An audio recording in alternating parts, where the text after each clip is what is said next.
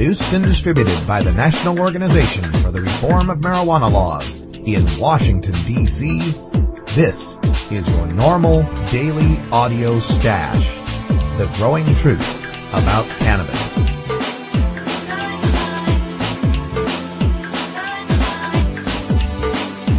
Welcome to the most popular podcast regarding marijuana in all of America and all the world, featuring interviews with scientists, politicians, doctors, prohibition policy activists, regular cannabis consumers, musicians, artists, and NORML staff and NORML's board of directors, along with music and comedy no other podcast can offer. You can always find out more about the show at our website, stash.norml.org, and continue the education and conversation on our blog as well. We're ending marijuana prohibition with education, one listener at a time. The podcasting and blogging technology for the NORML Daily Audio Stash is provided by Red Aphid Interactive Media. Visit www.redaphid.com. It's Thursday, February 14th, and it's 4:20 somewhere in the world. I'm your host, Radical Russ Belville, and this is your NORML Daily Audio Stash. Remember, marijuana isn't going to re-legalize itself. You can make a difference in the fight to end adult marijuana prohibition. Join up with the talented volunteer activists of the National Organization for the Reform of Marijuana Laws at norml.org. Welcome everyone here to the Stash today. It's Valentine's Day, so a happy Valentine's Day to all the lovers out in the audience and for those of you seeking love. And I also want to give a special shout out to my beautiful wife of the past 7 years, 1 month, and 13 days.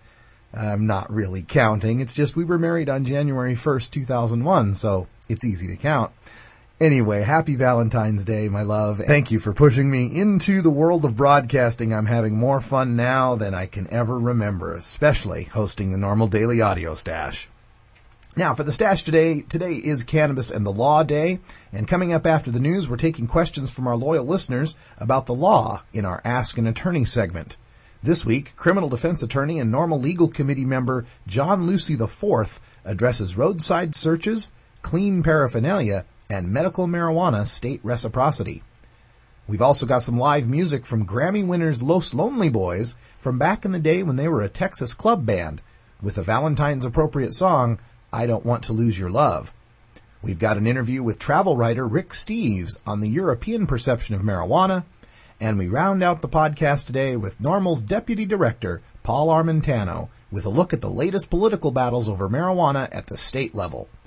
So, happy Valentine's Day. We got some special green chocolates for you. Now sit back with your favorite strain and enjoy your NORML Daily Audio Stash.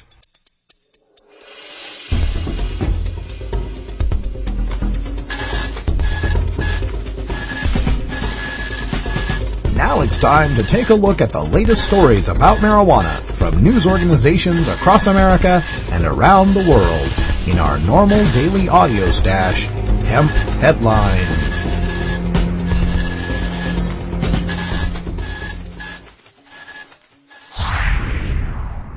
Medical marijuana's backers and critics speak at the Capitol in Topeka, Kansas. Several people urged lawmakers Monday to approve a measure that would allow some patients to use a note from their physician as an affirmative defense for possessing marijuana. Opponents, including law enforcement, the Pharmacy Board, and the Kansas Medical Society, questioned the plant's efficacy in treating symptoms of disease such as cancer and multiple sclerosis. Senator Susan Wagle, Republican of Wichita, the committee's chairwoman, said the medicines used to treat pain and nausea for cancer patients have come a long way. I don't see it as something that is necessary in this day and age, she said. Eric Voth, chairman of the Institute on Global Drug Policy, said the measure would create a get-out-of-jail-free card for people who could convince a physician they needed marijuana. However, patients with certain diseases and their families see marijuana as a relief to their suffering. When her son was suffering from multiple sclerosis, smoking marijuana stopped his screaming, said Bet Hulser of Topeka. After seeing my son, I knew then I would never do anything to stop him from smoking marijuana, said Hulser, who described herself as pretty straight-laced. Laura Green, the director for Kansas Compassionate Care Coalition, said she'd heard from hundreds of people whose family members had used marijuana to relieve their suffering from cancer and multiple sclerosis. We cannot continue to let these vulnerable people be convicted of illegal drug use when they are simply trying to gain relief from pain and suffering with their doctor's support, she said. Now, living out here in one of the medical marijuana states, out here in Oregon on the West Coast, I can testify as to marijuana's efficacy, having seen it in the patients that I help month after month at our medical marijuana meetings.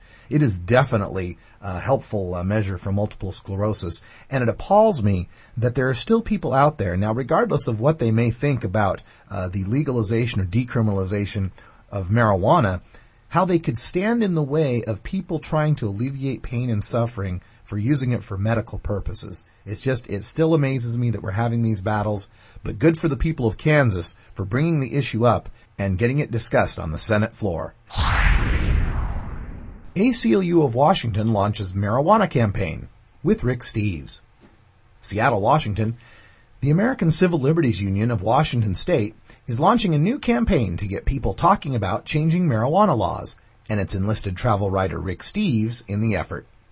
Steves filmed a 30-minute video for the ACLU in which he says he has traveled all over Europe, and he's learned that it makes more sense to treat marijuana use as a public health issue than it does to arrest people for using it. The ACLU says it is trying to start a national conversation about whether American drug laws are working with regard to marijuana. The organization says nearly 830,000 people are arrested on marijuana charges every year, 90% of them for mere possession, and that the U.S. spends far more money arresting, prosecuting, and jailing people than it's worth. Now, coming up later on in the stash, I'll be broadcasting my interview with Rick Steves, taken at the National NORML Conference from 2007 in Los Angeles, so you'll want to stay tuned for that. He makes a lot of the points that he's made in this video about how the Europeans are looking at dealing with marijuana in their society. So stay tuned for that interview. There's a lot of very insightful points. Ansonia ordered to pay lawyer fees in student marijuana case. Bridgeport, Connecticut. A federal judge has ordered Ansonia, Connecticut School Board to pay nearly $18,000 in fees to a lawyer who successfully overturned the expulsion of a football player arrested on a marijuana charge. U.S. District Judge Janet C. Hall has awarded the payments to Gary Mastronardi for his representation of Tristan Roberts, a 17-year-old Ansonia High School junior. In November, Hall approved a settlement allowing Roberts, expelled for possessing marijuana, to return to school. Under the terms of the agreement, the school board permanently and unconditionally rescinds its expulsion order. A lawyer for the school system challenged both the system's liability for the legal fees and the $400 per hour Mastronardi requested for his work on the case. Now, here at NORML, we do not encourage the use of marijuana by anyone under the age of 18 for non-medical purposes. However, we also understand that expelling someone from school for the possession of marijuana is at best counterproductive and at worst harmful to the student. Wouldn't you want to keep the student in school where he can be observed by administrators? Wouldn't you want to keep the student in school where he can gain a better education and make a better lot for himself in life? The idea of throwing a student away just because they possess some marijuana seems very, very counterproductive to me.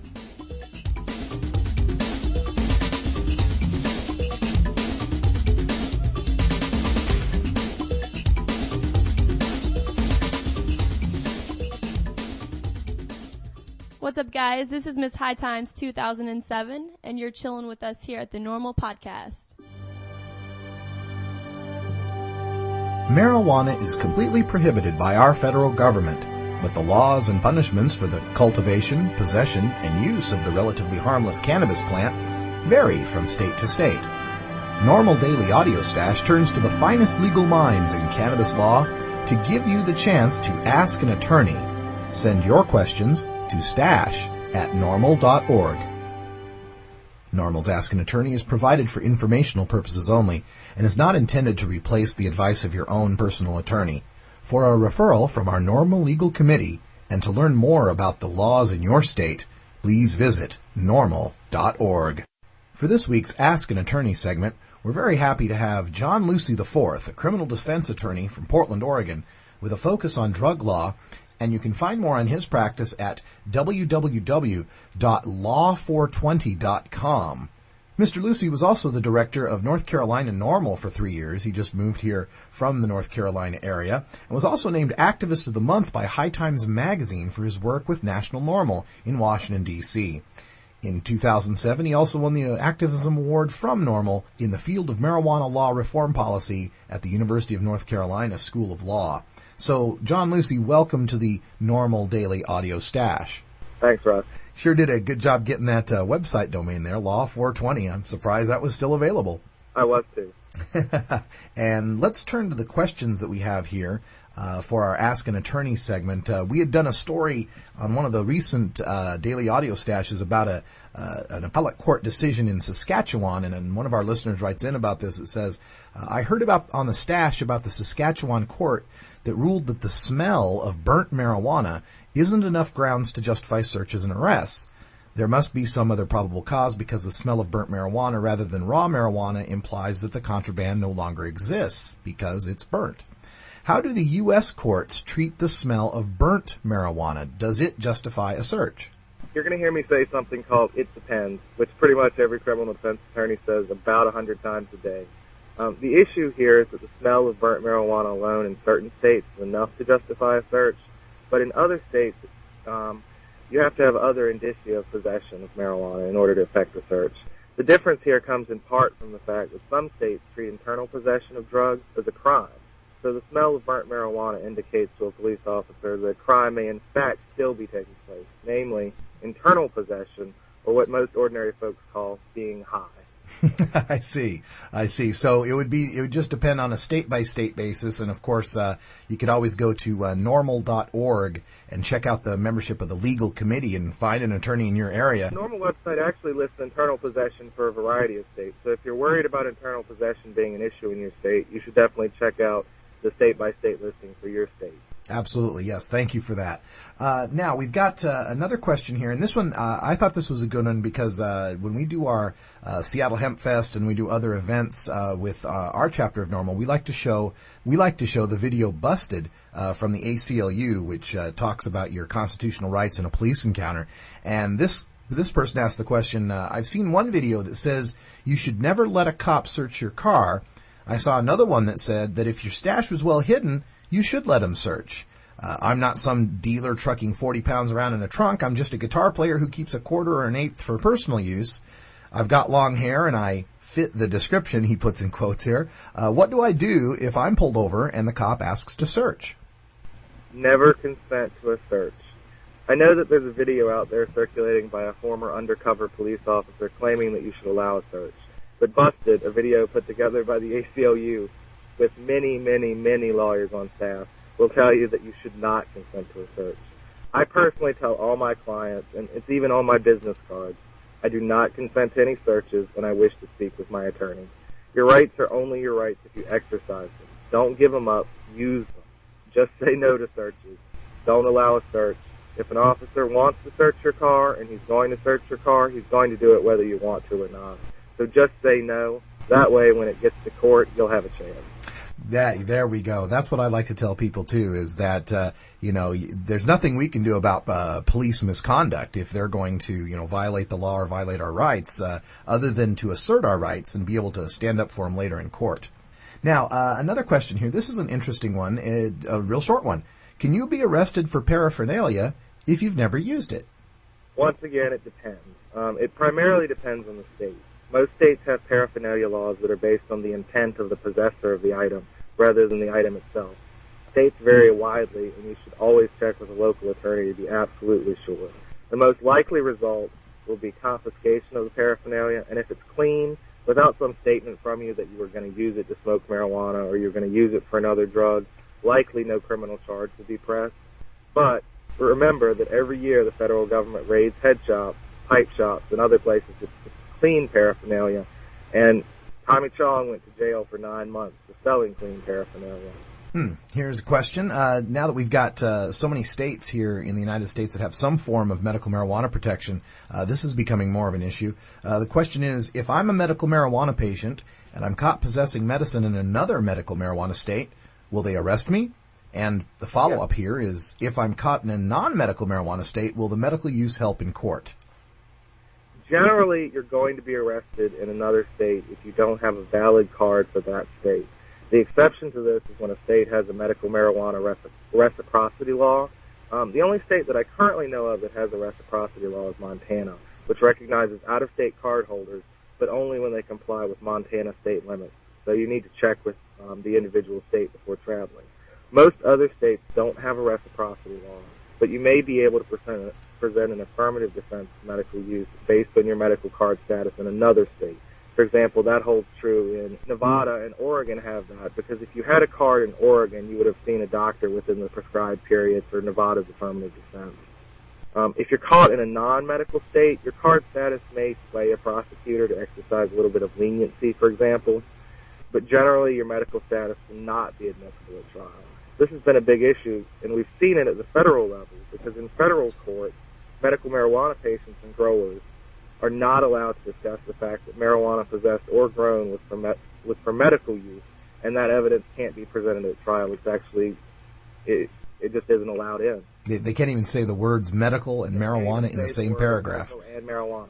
Wow, that's always just a stunning travesty of justice every time I have to mention that on the stash. So, well, those are some good questions. We want to remind everyone out there that if you've got a question for an attorney, every week here on the Daily Audio Stash, we're going to try to have one of the attorneys from the NORML Legal Committee to answer your questions here on Ask an Attorney. Just send your questions to stash@norml.org, and we'll get you on the air. John Lucy IV from Portland, Oregon, criminal defense attorney with the NORML Legal Committee. Thank you very much for being on the stash today. It was a pleasure, Ron.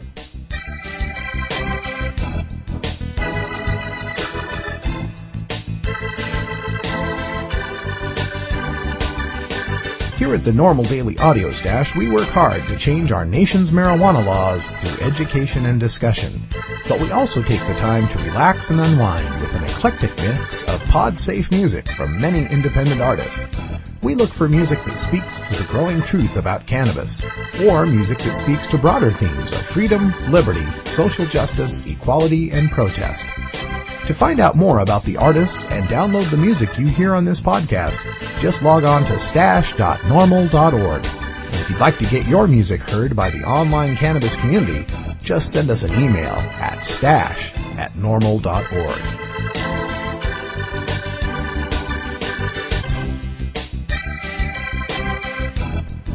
As we dig into the music archive here at the NORML Daily Audio Stash, I'm really happy to be able to pull up this next tune.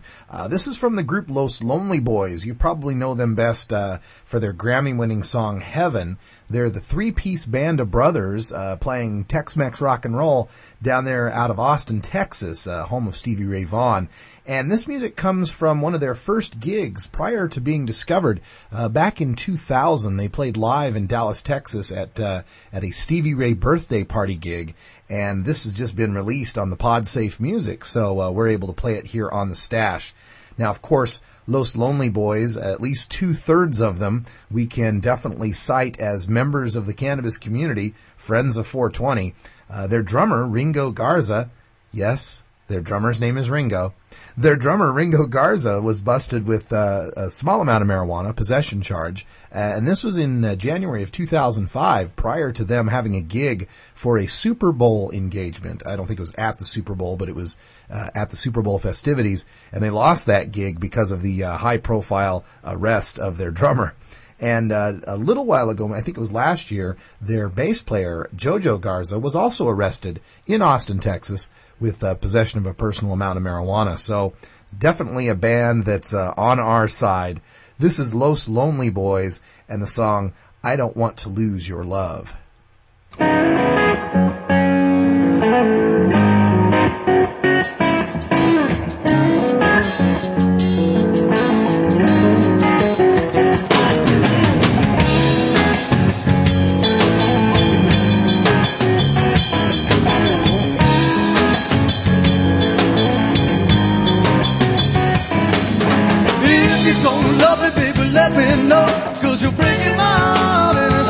soul.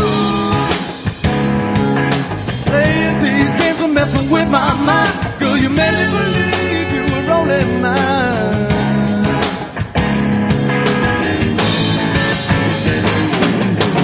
I don't wanna lose your love. Oh, I guess I'll have to let you go. I don't wanna watch you leave. Oh, I guess I'll have to walk away.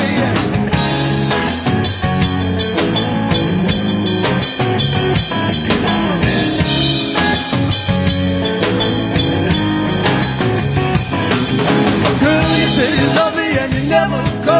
You were lying to me, you thought I'd never know. I just wanna tell you, girl, before I go, take a good look at me, I won't be back no more.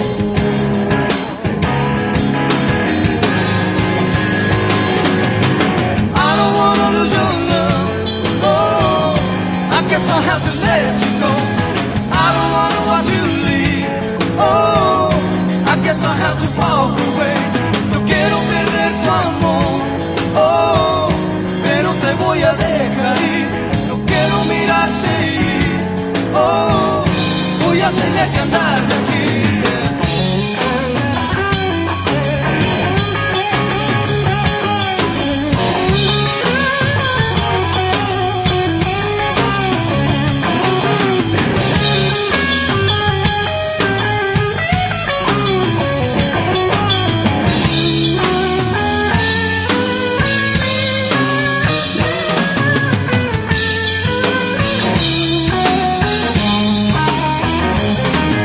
Girl, you said you love me and you never go.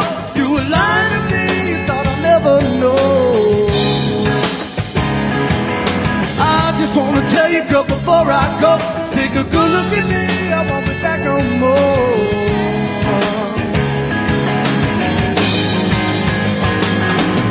No quiero perder tu amor, oh, pero te voy a dejar ir. No quiero mirarte ir, oh, voy a tener que andar de aquí. I don't wanna lose your love, oh, I guess I have to let you go. I don't wanna watch you leave, oh, I guess I have to walk away, yeah.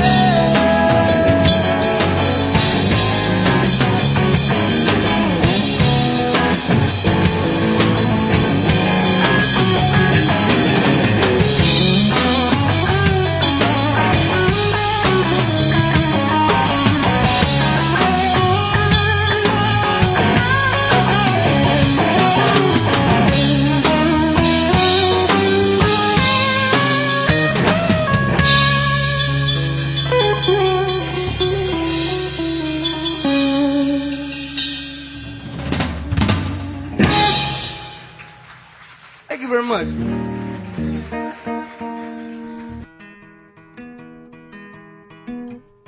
I'm a Mac. And I'm a woman. Okay, wait a second, what?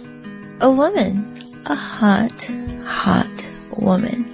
Okay, guys, this isn't apples to apples anymore. Aw, are you scared? No. Well, I've got video editing software. And I've got breasts. Enough said.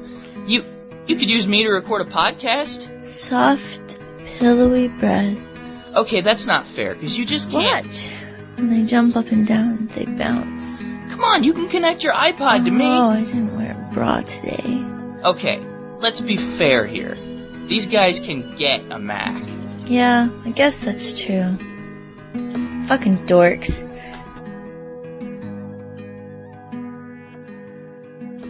In our news segment, we had mentioned how the American Civil Liberties Union of Washington State had enlisted the help of travel author Rick Steves, author of Europe Through the Back Door, to help promote a rational discussion of drug policy in America. I sat down with Rick Steves back in October at the National NORML Conference in Los Angeles, California. We had a wide-ranging discussion, mostly including political topics like how the Europeans are perceiving and treating Americans abroad now that our government has got us embroiled in some very unpopular wars, at least from the European perspective. We moved our conversation into a discussion of the drug war, where Rick Steves talks about how the Europeans are focused more on a harm reduction model than an arrest and imprison model. We pick up the conversation halfway through in the middle of talking about perceptions of Americans abroad.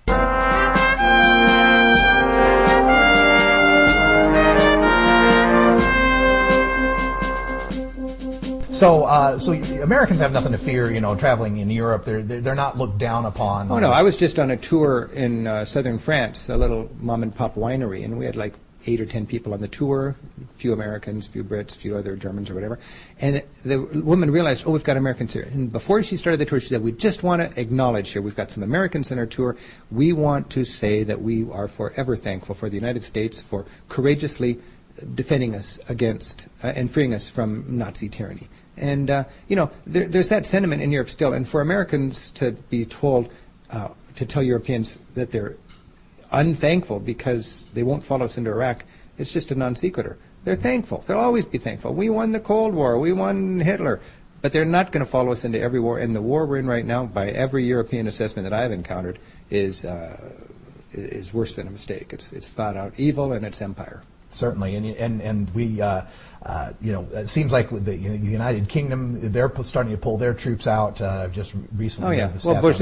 I just on Jon Stewart the other night. Bush was saying we got 30 people in our coalition and 30 nations in our coalition, and these are token forces of 1 to 10 people, who are with us. Yeah, Iceland pulled their one public affairs officer. That's right. So that was part of the. So, but I mean, American. The funny thing for me is the naivety of the American electorate. We buy this stuff. We buy this stuff, and we buy it again and again and again. We don't learn how bogus it is. Europeans are much more savvy and sophisticated politically because they really believe there are nuances in these issues, and they don't boil everything down to bumper stickers. You don't see bumper stickers in Europe. Right. You see bumper stickers in America, and worse, you find politicians talking in bumper stickers. But a fundamental difference between America and Europe is politicians in Europe are representing people. Politicians in America are representing corporations, people indirectly because people own corporations, but it is government by and for people via corporations in America, and it's directly people in Europe. Consequently, laws in Europe come about that are good for people even if they're bad for business, and you're less likely to see that in the United States. And in the long run, what's good for people is good for business. That's the European take. Yeah, I forget the comedian who said it, but he had said he'd wish that American politicians were forced to wear outfits like NASCAR drivers that had their corporate sponsor's logo all over their coat. Well, that would coat. be a good thing. I think I think American politicians would do well to travel a little bit. It's amazing how untraveled most of our decision makers are, and it's amazing when they do travel what a skewed view they get because they sit on the rooftop of the Intercontinental Hotel and talk with their ambassador and get an assessment of the situation. They got to get out there on the ground and see what it's like. And it's the same thing about drug policy issues. If people would travel and talk with other law enforcement people, with other people who are in these heroin maintenance clinics, who are running the police, who are trying to keep track of all the drug problems in the Netherlands, they would realize there are some pragmatic alternatives that haven't even been considered in the United States.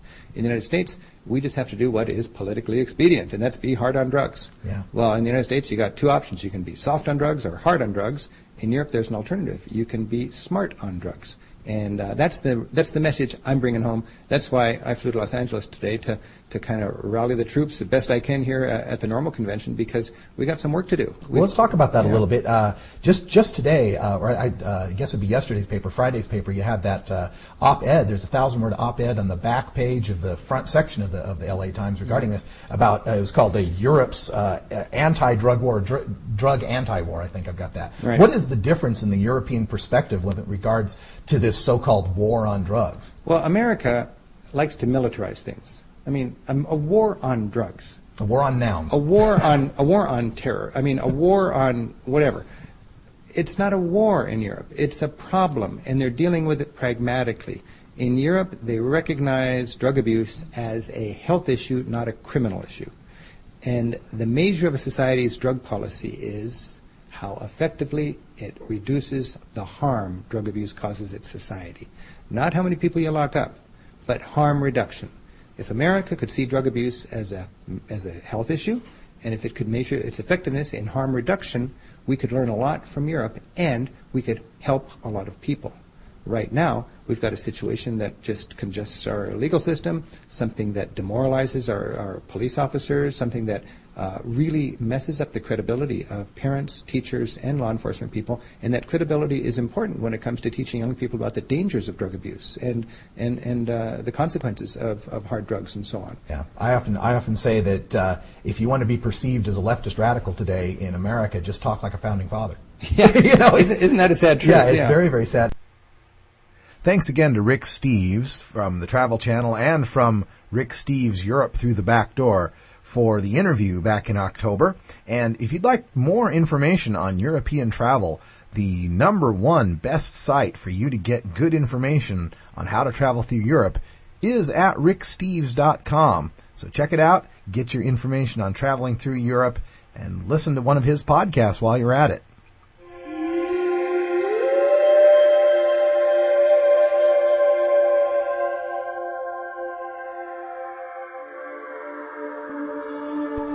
Now to review the medical marijuana bill in Kansas and other bills happening in New England, we turn to NORML's Deputy Director, Paul Armentano.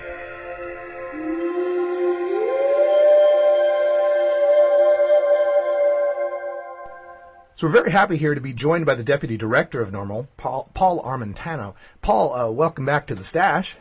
Great to be here, Russ. Yeah, it's very good to have you here. We've just kind of met on the phone at this point, being that I'm the new host of the Stash, so I hope we can keep the dialogue going here. And with regard to our state bills that are happening right now, it looks like we've got some action happening up in the New England area, particularly Vermont and New Hampshire. And you've been following this pretty closely. Can you tell us what's happening up in, well, let's start with Vermont. Sure. You know, I have to precede all this by saying, as a native New Englander, I am proud to see that New Hampshire is really taking the lead at the moment, or New England, I should say, is taking the lead at the moment as far as really pushing the envelope for responsible marijuana laws when it comes to the adult use of cannabis. And in Vermont in particular, there is a bill, it's Senate Bill 238, and late last week it did pass out of the Senate Judiciary Committee. Were this bill to pass the legislature and be signed into law, it would decriminalize the possession of up to an ounce of marijuana for adults. And what that means is that adults would face a maximum penalty of a fine for possessing marijuana, but they would not face any state criminal charges. And that's very useful for the people out there, of course, because a lot of the harms that we receive from the criminalization of marijuana has to do with getting the arrest, and there's all those bad things that can happen to you just because you've been arrested. Would this help in that respect, where people wouldn't be subject to the loss of their jobs or any of the other ancillary harms from the criminality? In fact, it would help a great deal. You know, many people do not serve any real jail time for their first offense for a minor marijuana violation. But as you note, there are several related penalties that adults can face if they simply have a minor marijuana conviction. They can lose their student aid, they can lose certain federal benefits, they may lose their job depending on whether they are, for instance, a CDL licensed driver. In certain states, you can never adopt a child if you have a marijuana conviction, and on it goes. By moving marijuana possession offenses out of the criminal code and making them a civil infraction or a violation, as this bill would do, you remove the threat of these ancillary penalties as well. Well, that's excellent. Now, so this is the Vermont decriminalization measure. Now, where is that at in the legislative process, and what are its chances of passing this year? You know, it's interesting. This Vermont, over the last few years, the legislature's gotten quite educated to this issue. You know, normally when you try to pass an issue like this legislatively, it takes several years, and this is the first year that this bill has been introduced and had hearings. So if passed serves as any precedent, usually these things take 2 or 3 years to finally be successful. That said, I'm hoping that the legislature has learned enough regarding in their past debates regarding medical marijuana, and even some broader debates they've had about the taxing and regulating of marijuana in years past, that this bill may be fast-tracked and get through the legislature and get by the governor much more quickly. No state has decriminalized marijuana legislatively since Nevada did so in the beginning of 2001 or 2002. So there's been a long wait for a state to move in this direction, and I'm certainly hoping that Vermont will do so, if not this year, hopefully by next year. Do we see a pattern then of there being more success in the decriminalization areas in the areas that have also been through the medical marijuana debates? Is there any correlation there? You know, in the past, actually, I think the correlation went the other way. You saw quite a bit of success in passing medical marijuana legislation in states that were already familiar with and had decriminalization laws on the books for personal use. Certainly saw that trend in Alaska, in Oregon, in Colorado, and arguably some other states as well. This because many state legislatures the last few years have not been debating decriminalization measures.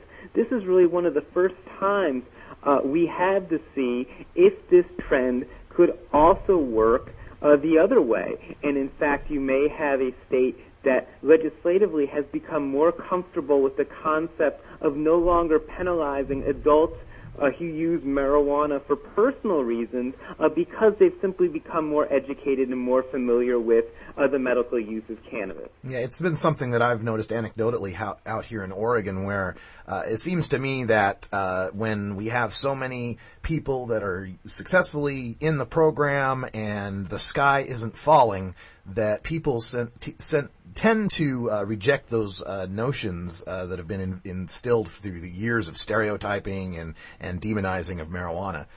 Now Vermont, that's as far as I understand, up in the New England area, Vermont's kind of the more liberal half of those two states up there, and right next door you've got New Hampshire. Am I correct in that right. Assumption? So in New Hampshire, though, you recently wrote an op-ed there in support of one of their decriminalization measures. So they've got one going too, correct? Yes, they do.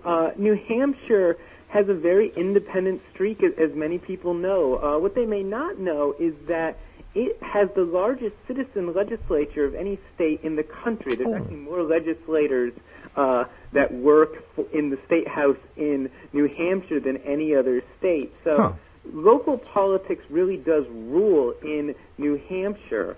New Hampshire has dealt with the decriminalization issue before. There have been several bills that have been debated in past years that sought to actually remove marijuana from the criminal code altogether.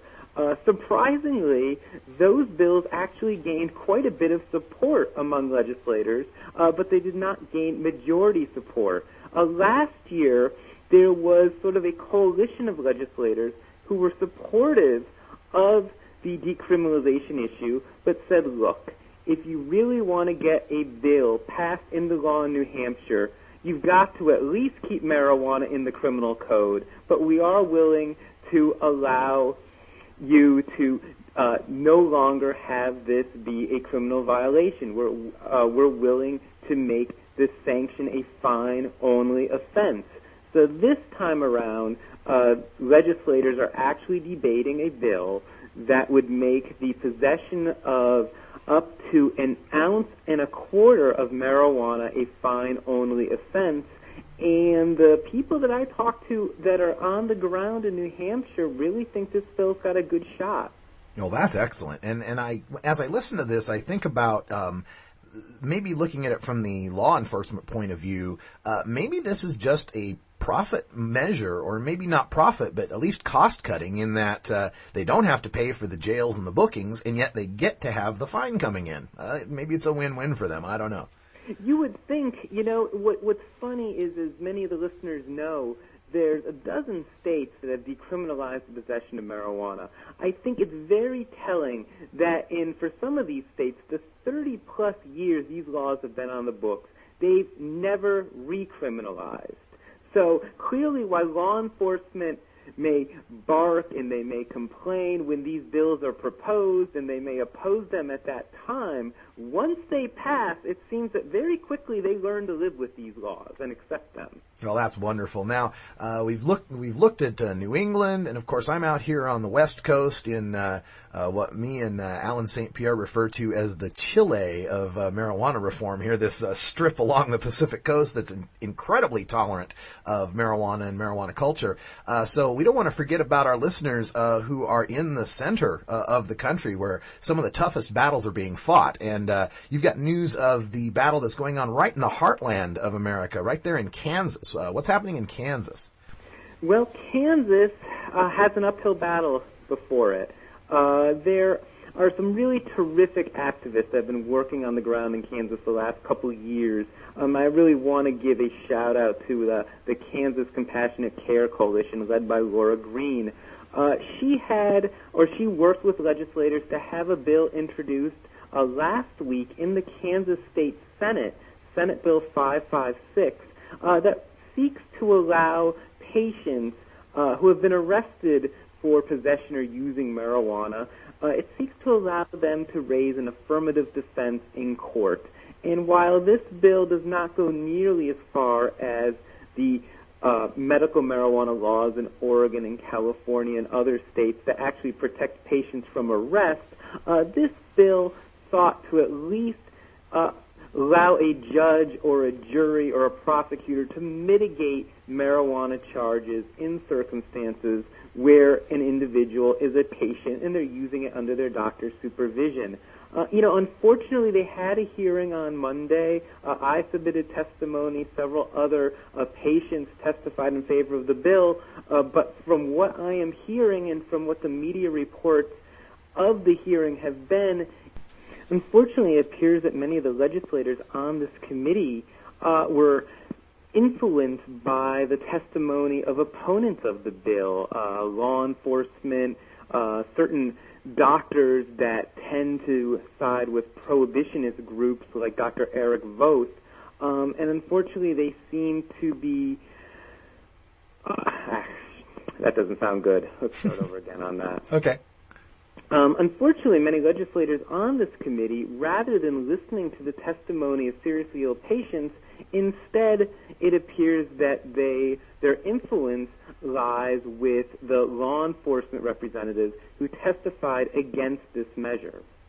Wow, it's amazing that they would feel that way. It's once you've been with these patients and you've seen it firsthand, there's just no doubt that there's a medical efficacy to marijuana. And the least you could do is that if someone were arrested and on trial, they could tell it to the judge and be able to say, I have a medical condition. I'm not any sort of criminal. I just have a medical condition. That's what I consider affirmative defense to be. It's kind of that last resort, the least they can do. You're already arrested, you're already booked, you already have all those problems that are attendant with the arrest, and then you get, if you can afford a lawyer and if you can go to court, you can raise that affirmative defense. Yeah, really, it's amazing to me that legislators with a straight face can say that if you have evidence and you wish to present it to a judge, we don't want to hear it. And in fact, we are going to mandate that the law says that a judge can't hear it. Yeah, we see that in the trials in California, too, when they're having the medical marijuana trials in federal court, and they're not even allowed to say the words medical and marijuana in the same paragraph. It's just It's just ridiculous. It's a sham. It's a travesty of justice. Well, we've been speaking with Paul Armentano, the Deputy Director of NORML, who joins us every week here on the NORML Daily Audio Stash to discuss our government at work. And again, like we say, get involved. You can check us out at norml.org/issues and find out all of the bills that'll be happening at the state level and the federal level and how you can get involved. That's norml.org/issues. Paul, thanks once again for joining us. Thank you, Russ. Thank you for downloading the NORML Daily Audio Stash, the growing truth about cannabis. We are produced by the National Organization for the Reform of Marijuana Laws in Washington, D.C. Our executive producer is Alan St. Pierre. Our policy analyst is Paul Armentano.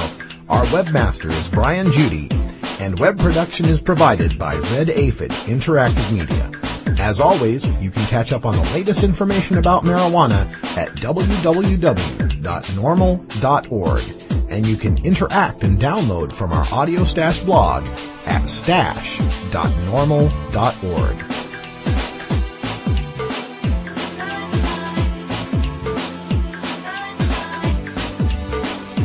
For everyone here at NORML, I'm your host, Radical Russ Belville, hoping all your harvests are bountiful and your encounters with law enforcement are non-existent.